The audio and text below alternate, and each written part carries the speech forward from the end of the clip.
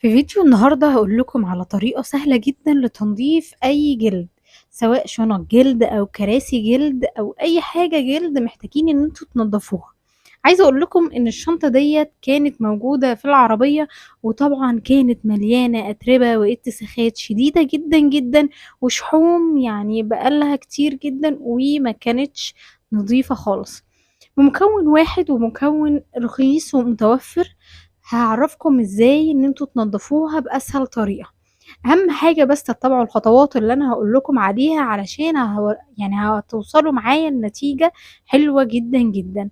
مجرّد ما أنتِ هتمشّي المسحوق دوّة أو المكون دوّة على الشنطة، هتلاقي معاكِ الدهون بتدوب كده وبتطلّعيها في المنديل في ثواني، ثواني. أهم حاجة هتجيبي فُرشة بس أي فُرشة عندِك بتستخدميها للتنضيفات عشان هي ديّة اللي أنا هاستخدمها وهانضّف بيها. تاني حاجة هاكون محتاجة معايا منديل أو قطعة قماش أنتِ بتنضّفي بيها مش محتاجاها، لإن أنا كل أمّا هاعمل جزء صغير لازم أمسحه. لإن الاتساخات لمّا بتنزل يعني من حتّة جلد أنا مثلًا نضّفتها، جيت أنضّف اللي جنبيها والمَيّة المتسخة نزلت عليها، للأسف هتطبع فيها تاني، فهنخلّي بالنا كويس جدًا وإحنا بننضّف إن إحنا أول بأول نعمل قطعة، قطعة وننضّفها على طول ونمسحها بالمنديل بتاعنا أو بالقطعة القماش اللي إحنا هنستخدمها. عايزة أقول لكم المكون اللي معانا هو النفط الرومي. النفط الرومي دوّة تقدري إن أنتِ تجيبيه من عند أي موّان، سعره رخيص جدًا، جدًا، يعني الإزازة ديّة أعتقد كانت ب10 جنيه، وكمان هتوفّر وهتقعد معاكِ كتيرة جدًا، جدًا، مش هتحتاجي إن أنتِ يعني ممكن في السنة تجيبي مثلًا إزازة واحدة بس. عايزة أقول لكم إن المكون ده هايل في تنضيف الجلد، تحفة جدًا، جدًا. طيب مبدئيًا كده هتجيبي الtea مثلًا هتحطّي مثلًا معلقتين 3 في أي طبق وتبدئي إن أنتِ تستخدميها. طبعًا ما تعمليش زي ما أنا عملت كده في الأول ونحط الفرشة، أنا غلطت الصراحة، ما تعمليش كده. إحنا اللي إحنا هنعمله هندلق فيه طبق وهنبدأ نستخدم في الحبة اللي إحنا هنستخدمها علشان ما نوسّخوش. طيب مبدئيًا المنتج ده برضه المفروض إن هو مُزيل أي شوائب موجودة في الكوتشيات البيضا، لكن ينفع إن هو يستخدم برضه في أي شُنط جلد، لكن هو أغلى من النفط، فاللي مش حابب يستخدم النفط دوّة يقدر إن هو يستخدم مُزيل البُقع أو تنضيف الكوتشيات البيضا. عايزة أقول لكم إن هو بينضّف حلو جدًا برضه، تحفة يعني في تنضيف الجلد، تمام. هابدأ بقى إن أنا أستخدم النفط بتاعي دوّة وهامشّيه على كل الزوايا، وزي ما إحنا ما اتفقنا إن أنا كل أمّا هاعمل حتّة لازم أمسح برضه على طول معايا في المنديل. دايمًا الجلد ما بيحبّش المَيّة، ف الجلد دايمًا يعني ما اعرّضهوش للمَيّة لإن هو بيتشقّق معايا، المَيّة بتخلّي الجلد يتشقّق معايا بسرعة.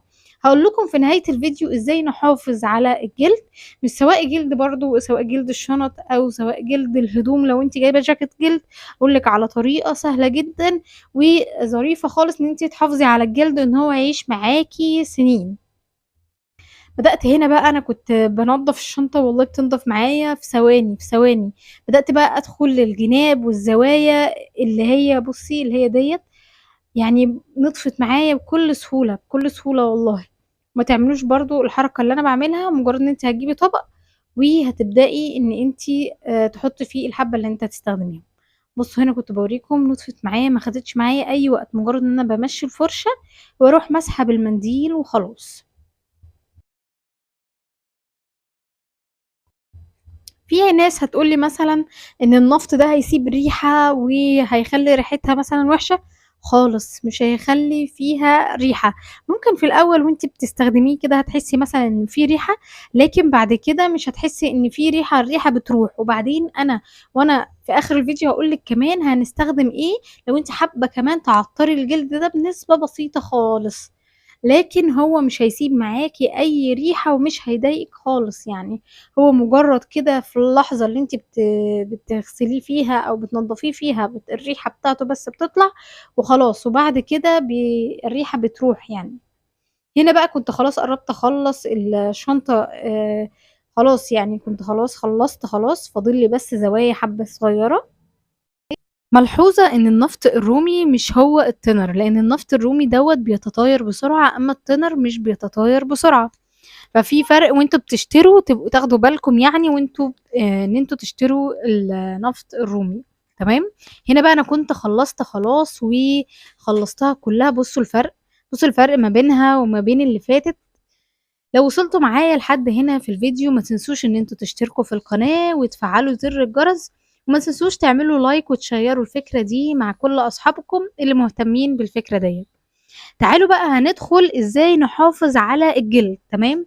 طبعا اي زيت زيتون عندك هناخد منه حبة صغيرة. لو حابة ان انتي تحطي زيت لافندر او اي زيت تاني مجرد نقطتين، لان الزيوت اللي فيها روايح بتأثر على اي جلد. فاحنا ايه، نحط اي حاجة كده صغيرة خالص، نقطة او نقطتين تدي ريحة. يعني لو انت حابة عايزة تحطي في بخاخة وترشي، عايزة تعملي على ايديكي، شوفي اللي يريحك واعمليه. تمام. ودي الطريقة دي تنفع للشنط الجلد، تنفع للكراسي، تنفع للجواكت الجلد عشان تحافظي عليها. بالنسبة للجواكت ليها برضو طريقة ان انت اول ما هتطلعيها في الموسم الشتاء يعني هتعملي لها الطريقة دي، وانت جاية تخزنيها برضو هتعملي لها الطريقة دي. وبعد ما هدهنها كويس قوي هسيبها حوالي 10 دقايق ربع ساعة. وبعد كده هروح جايبة اي قطنة او اي قماشة عندي قطن، وابدأ ان انا امسحها كويس جدا واشيل من عنها اي زوايد من الزيت اللي احنا حطيناه. ويا رب تكونوا استفدتوا من الفيديو والفكرة اللي انا قدمتها لكم.